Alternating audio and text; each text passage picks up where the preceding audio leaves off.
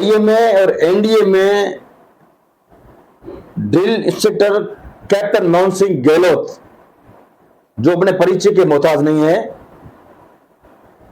Sir, आपका सेना में कब आपने शुरुआत की और क्या क्या ऑपरेशन को आपने अंजाम दिया? सर, ऐसा है, मैं 1969 के अंदर आर्मी ज्वाइन किया। उसके बाद ग्रेनेडियर सेंटर नसीराबाद के अंदर हमारी बेसिक ट्रेनिंग हुई। तकरीबन 1 साल के बाद वहाँ से ट्रेनिंग पूरी करके और मैं 13 ग्रेनेडियर गंगा जैसलमेर, जो मेरी पलटन है, उस पलटन के अंदर मैं पहुंचा। ग्रेनेडियर के अंदर उस टाइम में कैमल कोर हुआ करती थी, जो महाराजा गंगा सिंह जी के रिसाले के, उसके अंदर मेरी पोस्टिंग हुई। ठीक है। जब मेरी बेसिक ट्रेनिंग तो नसीराबाद में हो गई थी, लेकिन जब कैमल ट्रेनिंग जो है वो हमारी बीकानेर के अंदर हुई। सर, कैमल ट्रेनिंग क्या होती है, थोड़ा इसका थोड़ा ब्रीफ बताइए। ऊँटों के साथ में कार्रवाई, ऊँटों पे सवारी करना, रेडिंग करना या उनको चलाना, फिरना, दौड़ाना। अच्छा। ये ट्रेनिंग जो है वो बीकानेर के अंदर रुकी, गंगा रिसाले में। उसके बाद में तकरीबन 1-1.5 साल के बाद में तकरीबन हमारी ट्रेनिंग उसमें पूरी हो गई। और उसके उपरांत ये 71 का वॉर जो है वो शुरू हो गया। जी जी। जब 71 वॉर का शुरू हुआ तो गंगा रिसाले को भी ये आदेश मिला कि आपको इस लड़ाई के अंदर हिस्सा लेना है, और लेना ही था क्योंकि ये इन्फेंट्री बटालियन है। सही बात है। और हम वहाँ से दिसंबर में ही, नवंबर में वहाँ से रवाना हो गए थे बीकानेर से, और आकर के बाप, नोक और रणजीतपुरे में आकर के हम रात को रुके। रणजीतपुरा बीकानेर पड़ता है? बीकानेर में पड़ता है। रणजीतपुरे से आगे हमारा साचू पोस्ट है। साचू नाम का एक आर्मी पोस्ट है हिंदुस्तान का। जी जी। उसके सामने पड़ता है पाकिस्तान का पोस्ट रनिहाल। अच्छा। तो हम जब रणजीतपुरे के अंदर अपने हथियार वगैरह सब सेट करा गए, और रात को 3 तारीख की रात को हम वहाँ से निकल गए, और साचू पोस्ट पर जाकर के बीएसएफ से गाइड लेकर के हम रनियाल की तरफ, हम रनियाल के पीछे जाकर के रनियाल को घेरा लगा दिया चारों कंपनियों ने, और वहाँ से हमले के लिए तैयारी करने लगे। जी जी। सुबह फर्स्ट लाइट 4 दिसंबर को हम रनियाल को ऊपर हमला कर दिया। रनियाल को हमला किया 6 बजे करीबन सुबह, और तकरीबन 1 और 1:30 बजे के बीच तक ये हमला चला। जी जी। उसके अंदर पिल बॉक्स बने हुए थे जिसमें दुश्मनों के आदमी छुपे हुए थे, उनको न्यूट्रलाइज किया, और उस हमले के अंदर 9 पाकिस्तानी को हमने कैप्चर किया। अच्छा। जिंदा पकड़ लिया, और उन्होंने आत्मसमर्पण कर लिया। आत्मसमर्पण किया। उसके बाद में उन 9 आदमियों को पीछे भेज दिया और बीएसएफ के पास हैंडओवर किया, और उनको भेज दिया नाल बीकानेर, और वो उसके बाद में डिस्पोजल करने के लिए उनकी जिम्मेवारी थी, वो करने लगे। हम लोग वहाँ से वापस जाकर के बेस में जो हमने पीछे बनाया हुआ था उसमें गए, और जो भी खाना खुना हमारे पास था वो खाया, और वहाँ से शाम को रवाना हो गए पाकिस्तान की तरफ। वहाँ से रवाना होकर के हम रुकनवाला के पास पहुँचे। रुकनवाला के अंदर जो पोस्ट बने हुए थे उन पोस्टों को हमने डिस्ट्रॉय किया और पाकिस्तान फौज को भगा दिया, और रुकनवाला भी हमने 7 तारीख को ले लिया। ये कार्रवाई होने के बाद में हम रुकनवाला में रुके। वहां से रुकनवाला सर कितना डिस्टेंस पड़ जाता है? रुकनवाला का डिस्टेंस तो काफी है, करीबन वहां से पहुंचे हम, रात को रवाना हुए, दूसरे दिन चले, और ये जाकर के बिजनोट एक किला है, बिजनोट गांव है, उसका एक किला है, उसको फतेह करना था। हम रात को करीबन 12 तारीख को रात को हम पहुंच गए और 13 तारीख को सुबह उस पर हमला कर दिया। 13 तारीख को हमने बिजनौर किला भी फतेह कर दिया। फतेह कर दिया। कैप्चर करने के बाद में फिर वहाँ हम रुके। जैसे ही एक रात वहाँ रुके तो 14 तारीख को सीज फायर का ऑर्डर आ गया और हम वहाँ से वापस विड्रॉल कर गए। जी जी।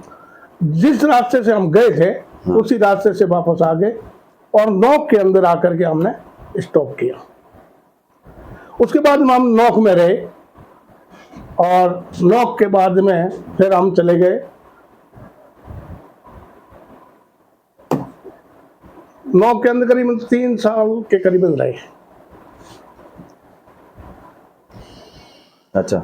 उसके बाद में क्या हुआ कि गवर्नमेंट से आदेश आए कि भाई आपके कैमल कोर है, इनको हम बहुत खर्चा होता है, टारगेट बड़ा बनता है, उसका रिपोर्ट आया तो वापस बुला लिया और ऊँटों को डिस्पोजल कर दिया कि भाई ऊँट आप ये सबको दे दो और वो आप लोग इन्फेंट्री बटालियन रहेंगे, माउंटेन नहीं रहेंगे, क्योंकि कैमल कोर थी ना उनमें उनको। तो साहब आपने कितना एरिया वहां से मिलिए? तकरीबन 180 किलोमीटर के एरिया, 180 किलोमीटर के एरिया कवर किया हुआ है। उसके बाद में वहां से उस टाइम मैं सिपाही था। जी जी। ठीक है, तो आदेशों के मुताबिक चलते रहते थे, लेकिन जब हम बात करते हैं तो हमारे अफसर, हमारे सीनियर जो थे वो हमको ब्रीफ करते रहते थे इसके बारे में कि भाई अभी हमला होगा, अभी हम वहाँ जाएंगे, अभी हम यह करना वो करना, ये चलता रहता था।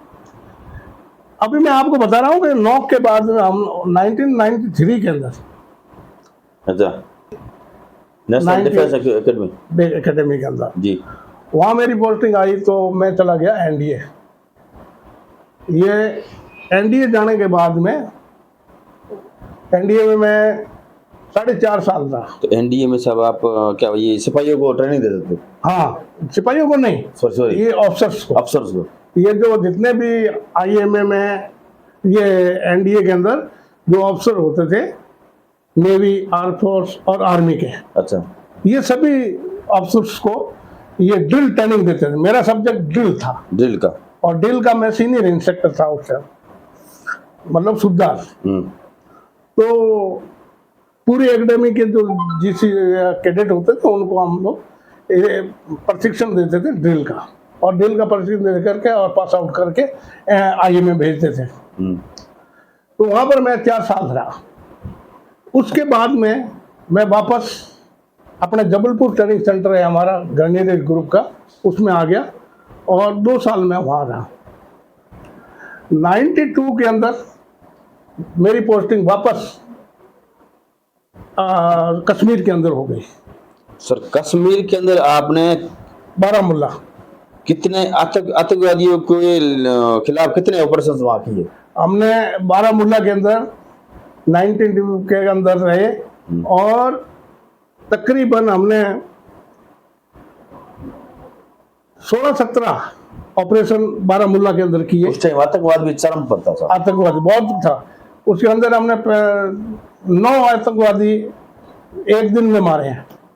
9 आतंकवादी और उनको मार करके और बास्केटबॉल सामने गोली चलती है तो डर नहीं लगता सर? डर तो देखो, डर एक दूसरी चीज है लेकिन लड़ाई एक दूसरी चीज है, क्योंकि दुश्मन अगर सामने होता है तो डर भाग जाता है। ये बात सही है। दिमाग से जब आदमी के अंदर दुश्मन सामने होता है तो डर अंदर से भाग जाता है कि यार या तो उसको मारना है या खुद को मारना है। भाई आगे वाला दुश्मन गोली चला रहा है तो वो तो यही सोच के चला रहा है कि मैं आगे वाले को मारूंगा, लेकिन मारने वाला ये सोचता है कि मैं इसको मारूंगा।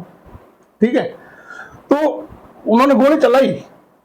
सिमरलन एक कंपनी अपने बारामूला के पास में सिमरलन था, वहाँ हमारी ब्राउ कंपनी थी 29 RR की। मैं RR का सुबदार मेजर था वहाँ। जी जी। ठीक है, सुबदार मेजर होने के नाते जब वो हमला हो रहा था उसका और ऑपरेशन लॉन्च हो गया तो सीओ साहब और हम भी साथ में गए। तो उसमें 19 टीम्स के हमारे कर्नल साहब थे, वो भी साथ में थे वहाँ के। पहली गोली उस कर्नल साहब को लगी उनके बाजू में। अच्छा। मैं उसके पास में हमारे सीईओ खड़े थे, 29 RR के सीईओ खड़े थे, उसके पास में मैं खड़ा था। तो मेरे साइड के अंदर ही रॉकेट लॉन्चर के 84 रॉकेट लॉन्चर होता है, काल गुस्ताख, वो डायरेक्ट हमारे पास में खड़ी थी। जैसे ही उनको गोली लगी तो मेरे दिमाग में ये आया कि साला ये मार रहा है। तो एक सिपाही चला था, एक कोई औहदेदार चला था, तो मैं बोला 84 मेरे को दे। मैंने वो 84 लेकर के और सामने जो मकान बना हुआ था जहां से गोली आई उसी के अंदर वो गोला डाल दिया। वो गोला जैसे ही ऊपर गया ब्रस्ट हुआ और वो अंदर जो 9 के 9 उग्रवादी बैठे थे वो रोड के ऊपर आकर गिरे। ये होने के बाद में उनको फिर उठाया गया, उनका सामान वगैरह, राइफलें वगैरह, फिर काफी सामान उनको बरामद किया गया और लेकर के आ गए। इसी तरीके से एक वहाँ गांव का नाम है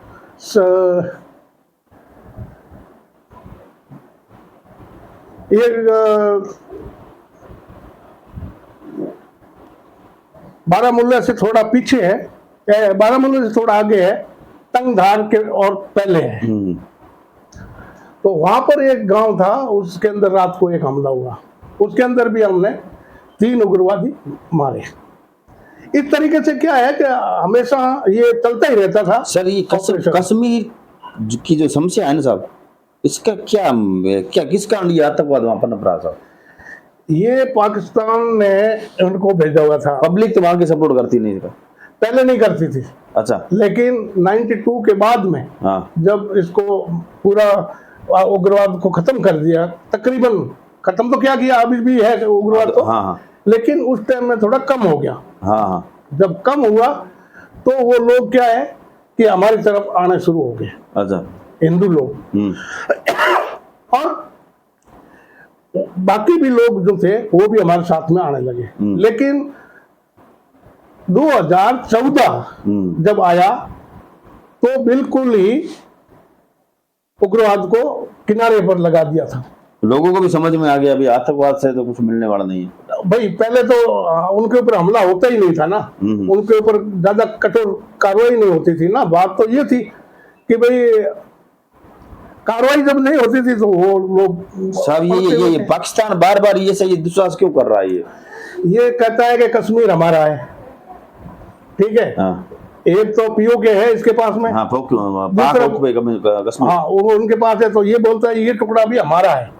लेकिन ये पूरा कश्मीर पीओके और अपना कश्मीर जो है वो हमारा है, हिंदुस्तान का। सर कश्मीर की पब्लिक अब तो मतलब पाकिस्तान का भी पूरा पहले भी विरोध कर रही थी। पहले भी देखो विरोध इसलिए कर रही थी कि उनको पाकिस्तान का जो आर्मी थी वो उनको सपोर्ट करती थी, ठीक है, पैसा देती थी और उनको भड़काती थी। सही बात है। तुम लोग इंडियन आर्मी के साथ में लड़ाई लड़ रहे हो, इनको आते हैं तो पत्थर मारो, ये करो वो करो, इस तरीके से। और वहाँ के यंग लोग लड़के थे, वो लोग भी इसके अंदर शामिल हो जाते थे। इनकी 2-3 तंजीमें हैं जो अभी चल रही है, ठीक है, आतंकवादियों की। ये जो तंजीमें हैं ये उस टाइम की है, अभी की नहीं है, बहुत पुरानी तंजीमें चल रही है आतंकवादियों की।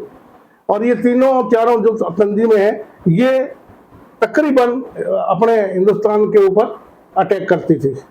इन्होंने जितने भी अटैक किए ये सब इसी तंजीमों ने किए। सर इस बार 1965 में पाकिस्तान ने मुंह की खाई, 1971 में मुंह की खाई, और इस बार भी पाकिस्तान मुंह की खाने वाला है पक्का 100%, इसमें कोई शक नहीं है।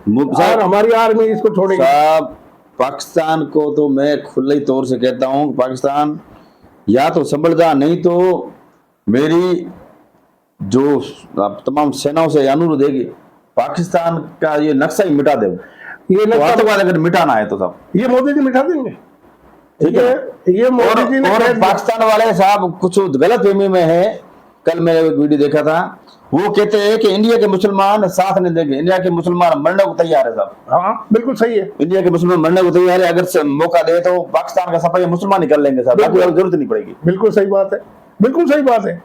हमारे मुसलमान हमारे साथ हैं, हमारी आर्मी पूरे वर्ल्ड के अंदर एक स्ट्रॉन्ग आर्मी है, हमारे प्रधानमंत्री बहुत स्ट्रॉन्ग प्रधानमंत्री है। तो सर हमारे पब्लिक को और सेनाओं को क्या मैसेज देना चाहोगे साहब? मैं ये कहना चाहता हूँ कि जितने भी यंग लोग हैं जो लड़के अभी इच्छुक है आर्मी के अंदर, सब जानो के तो वो आर्मी, एयरफोर्स और नेवी, इन तीनों को, और भी फोर्सेज है अपने बीएसएफ वगैरह है, इसमें भी आप ज्वाइन करना चाहते हैं ज्वाइन करिए और देश की सेवा कीजिए।